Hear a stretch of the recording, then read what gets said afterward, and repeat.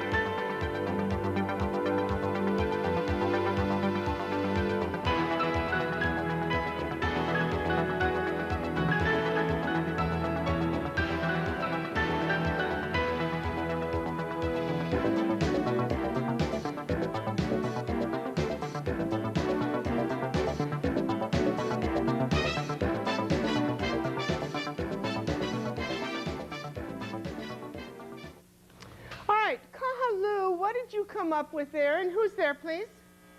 Roger. Okay, Roger, did you come up with, what were the numbers you came up with? Boy, girl, girl, girl. Okay, but what was the total number? How many boys, how many girls? 3 boys. Okay. And 7 girls. And 7 girls, okay.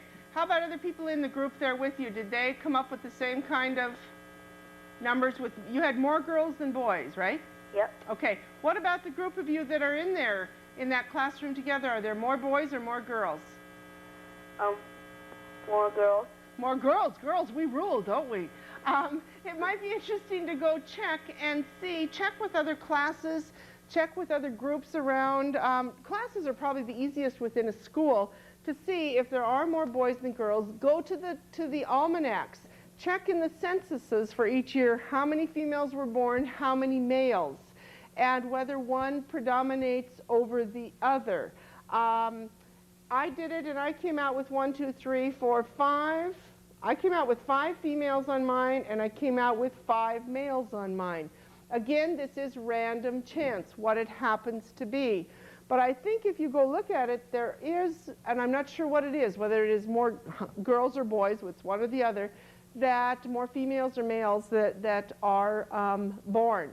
Now it's interesting because it really is the male that determines what the sex of the offspring is going to be. You know, many years ago there was, I think it was King Henry VIII, used to get really upset with his wives. He had many wives because he'd behead them. He wouldn't keep them. One wife would get pregnant, she would have a girl. Henry VIII didn't want a girl, he wanted a son, and he figured it was that wife's fault, so he beheaded her, got rid of her, took on another wife. Next one would have a girl again, get rid of that one. And I think he had 8 wives total, and I'm not sure if he ever ended up with a son. But the ironic part of it is that Henry VIII was the one that was responsible for whether it was a female or a male. That queen of his had nothing to do with it. Interesting little story there. Now, we've figured out what makes girls and what makes boys, but what creates twins? Now, you've got different kinds of twins. An example, one kind of example of twins is what are called fraternal twins. And when we have fraternal twins, we have two different children that are born. And these are born by two different eggs being fertilized by two different sperms. So within that mother's womb, you have two eggs and that have been fertilized by two sperm. Now, as these develop, we come out with either two boys or two girls or one boy and one girl. And you'll notice they do not look alike. These are fraternal twins. They would be just like being sisters and brothers, except that they are born at the same time. Their chance of fraternal twins looking any more like each other than looking at it like a sister or brother that was born 10, 15 years before or after them, there's not much difference there. Again, fraternal twins come from two separate eggs fertilized by two separate sperm, which means they have 46, each of them, 46 different kinds of chromosomes in them. Now, if you are an identical twin, something different has happened. And that is an identical twin. You started out as just one egg and one sperm. That was fertilized. And then what happens is that the egg duplicates itself. And the egg splits in half, but the chromosomes duplicate each other. So you've got 46 and 46 of exactly the same thing.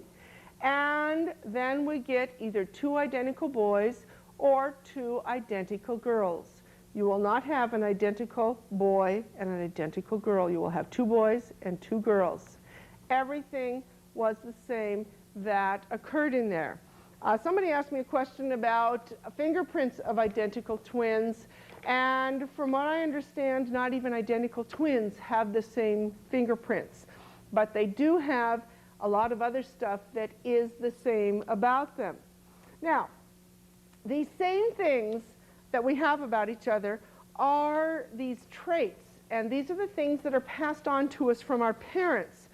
I'd like you to take a minute here and list all the possible inherited traits that we might get. What are all the things that maybe you could inherit from your parents or your grandparents, someone that is related to you? What are those things, those traits, those specific things that make you you, that you could inherit? There's a possibility of about 50,000 of them. I'll take about 100 here. So go ahead, let's see what kind of a list you can come up with.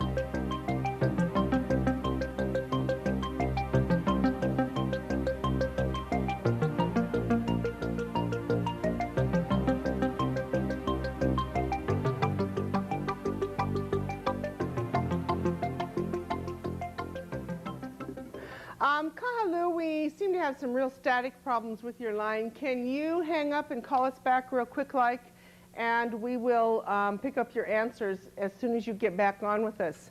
Now, there are different things that you can pick up from, that you can inherit, and while we're waiting for them to join us again, let me show you one here, which is one that you probably wouldn't think about a whole lot, and this is the cleft in your chin. That's a very pronounced one. Another one which I found was interesting that I'd never thought of before is whether your ear, is attached like this down at the bottom of the earlobe, or whether your earlobe hangs free. And right now all of you are probably got your hands up on your ears trying to figure out if you have an attached or a free hanging earlobe. Okay? Those are a couple of the traits that you can inherit. Now, other ones are things like freckles. And again, I'm waiting for Kahalu to join me here. We have things like freckles. But you'll notice that certain kids in certain families have a lot more than others do. You might have the color of your hair. But especially kids. Color seems to change as we get older, but if you've got little kids with blonde hair, that you'll tend to have a lot of them with blonde hair or dark hair. Do we have Kahalu with us yet? Okay, I think we still have some problems there. Another thing would be dimples.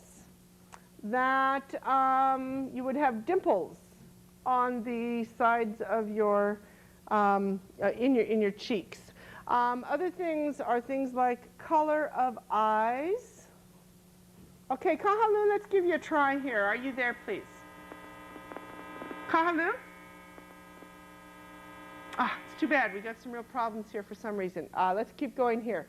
Other things that you could inherit is your height. Usually if you have a very short family, you're going to remain short, or the opposite of being tall. We would have the length of fingers, which I found was interesting. Length of fingers. You might have the color of your skin. You could have the color of skin there. Okay, Kahalu, let's try you one more time. Are you there? Yes. Yeah, good, thank you. Can you add to my list? Yes. Go ahead. Height. Height, good. Okay, got height. The face shape. Face shape, good, excellent. Go ahead. Like the curly hair. The what? Curly or straight hair. Okay, your hair, okay. The bone marrow. Bone marrow, ooh, good one. Blood type.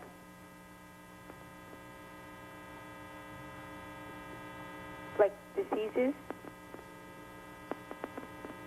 Weight. Voice? Weight. Weight? Yes. Okay, to a certain extent, it's the way that your body handles your metabolism is definitely part of that. Not always. Go ahead. Like small, medium, large frame. Good. The frame of your body. Excellent. Diseases. Okay, got diseases. Intelligence. Intelligence. And I think some of this is actually being debated also on the intelligence. Got one more? No, that's all we have. Okay, excellent list here. These are things that you can inherit. Now, some of these traits are seen more than others. And all of your teachers have this chart that we're going to go through real quick like here. I want you to take this chart, take it home, and take a look at your other family members and how well do you match up with these, or which one do you come out to be. Let's take a look at the first one here. It refers to the way your hair goes in the back of your head, which you have to have somebody else look at you. It's called the hair whorl. It either goes clockwise or counterclockwise. It's the way that your hair naturally goes. Check your other family members. Do you guys all agree on it? Your hair, whether it is curly or straight. Your cheeks, whether you have dimples or no dimples. Your tongue folding, and right now all of you are probably trying to do this. Can you fold your tongue up? Or does it just kind of hang there? Can you roll your tongue? Or not? Are your eyelashes long or short? The next one is a widow's peak, which is kind of interesting. Is it a point that comes down on your forehead, or does your hair go off to the side? That could be for either male or female. Your earlobes, are they free or are they attached?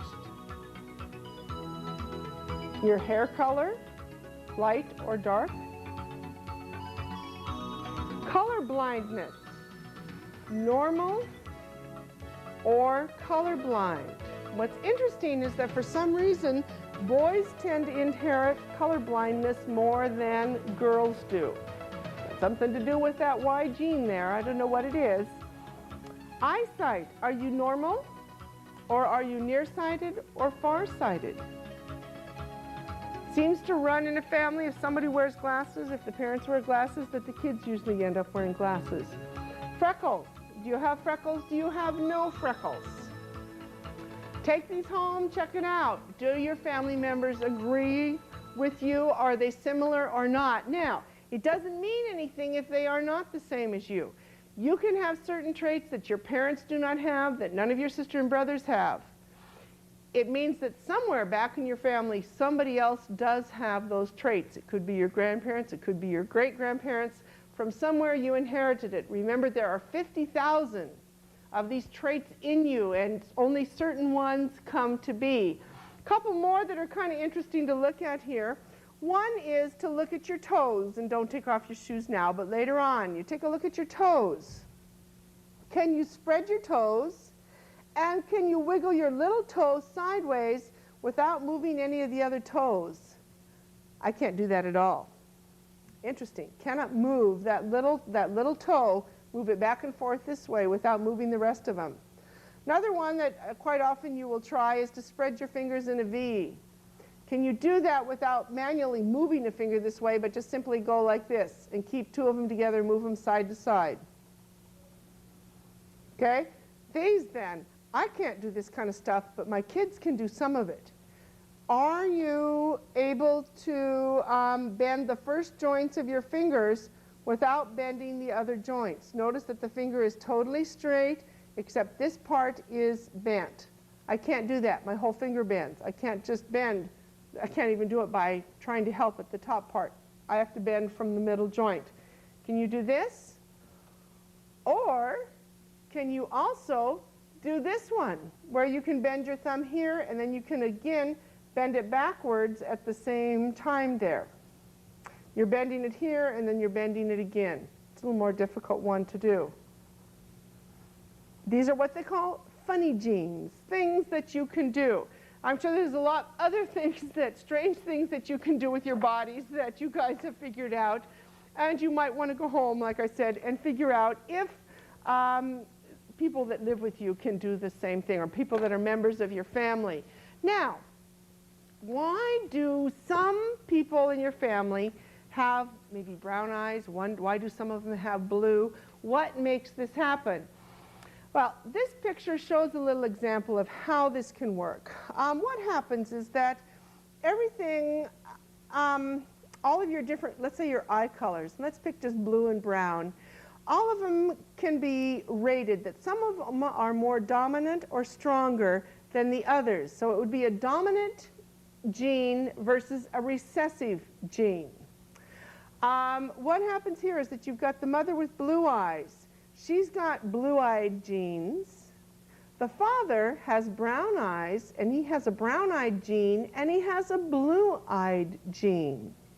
Now, if the mother with a blue-eyed gene matches up with the blue-eyed gene of the father, we get a blue-eyed girl. She's got the blue-eyed gene of the father and the blue-eyed gene of the mother. This boy has the blue-eyed gene of the mother coming down here, but he's got the brown-eyed gene of the father. Now, brown, for some reason, is more dominant than the blue is, and the kid's eyes become brown versus blue. Got a blue and a brown mixed together. This kid ended up with a blue and a brown, got brown eyes. This one got blue and came out with blue. Notice also the different colors of hair in these same children. The same thing is true, that the dark hair is more dominant than the light hair, and it depends on which of those genes, just like this, mixed together. If you have a dominant and a non-dominant gene, you will come out with the stronger of the two taking preference. Now, you can go back, and this would be really interesting for you to do, is to go back and look at family pictures tonight and see who you look like in your family. Somebody that works here, Paul is his name, in the studio with us, just happened to have a notebook with him today. It's on some family things of his. And he's got a picture here of his great-grandfather. And this great-grandfather was 23 at the time. And then he's got a picture of his son. On the left-hand side is the son, who is about 25 years old, and the great-grandfather, who is on the right-hand side. Look at the similarities here. Got the same kind of nose there, got the kind of pointed chin.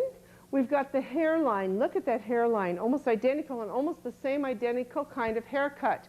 Now these guys are difference of probably, what, 70 years difference in age. Those traits have carried through them. I want Paul, will you come on here for a minute, and let's take a look at you, Paul, and look at his face and compare it to those pictures. Look at the nose, the hairline again. Looks like Paul's got even a little bit of a widow's peak there, doesn't it, Paul? Not quite as the same as your son or it's your grandfather, right?